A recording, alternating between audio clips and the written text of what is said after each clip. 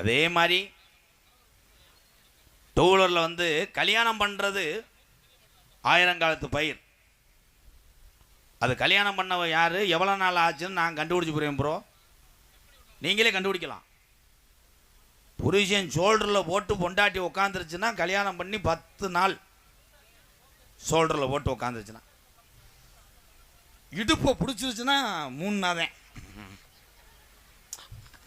என்னத்த அதை சிரிக்காதிய, அப்படி செய்யக்கூடாது. உன் வீட்டுக்காரர் தானே, இப்படி உட்காரு.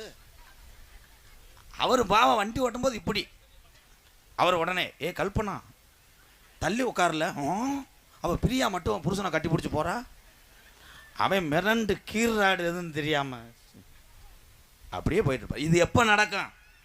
ஒரே மாதிரி வாழ்க்கையிலே வாழ கற்றுக்கிட்டா அந்த தம்பதிகள் கடைசி வரைக்கும் சந்தோஷமாக வாழலாம். 10 நாளைக்கு ஒரு சந்தோஷம், 10 நாள் 5 நாளைக்கு தான் அப்படி. 6 மாதத்துக்கு அப்புறம் பாரு பொண்டாட்டி புருஷன் போகிற லட்சணத்தை. புருஷன் டேங்கில் உட்காந்துருப்பேன், பொண்டாட்டி கடைசி சீட்டில் அப்படி உட்காந்துருக்கான். இவன் வேகத்தில் விடும்போது அது நங்குன்னு வந்து இடிக்கும். புருஷன் உடனே மேலே வட்டிச்சு புலந்தே வருவேன். மேலே வடுது உடனே அவுக நானும் அது பண்ணுறேன் வேகத்தடையில். சரி, ஒன்று 1 வருஷம் ஆயிரும். பெத்த பிள்ளை டேங்கில் இருப்பேன்.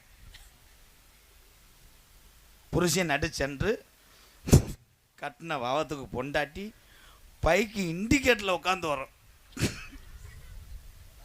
இதெல்லாம் ஏன் சொல்கிறேங்க? ஒரே மாதிரி வாழ கற்றுக்கணும். கணவனும் மனைவியும் எந்த ஒரு விஷயத்தினை விட்டு கொடுத்து வாழ்ந்தால் அவ்வாழ்க்கை சிறப்பாக இருக்கும். பெத்த தாயும் தகப்பனும் சண்டை ஓட்டு கொண்டு ஆபாசமான வார்த்தைகளை பேசினால் உங்கள் பிள்ளை அதையெல்லாம் கற்றுக்கொண்டு நாளைக்கு அதே குணத்தோடு வாழ்வான், வளர்வான்.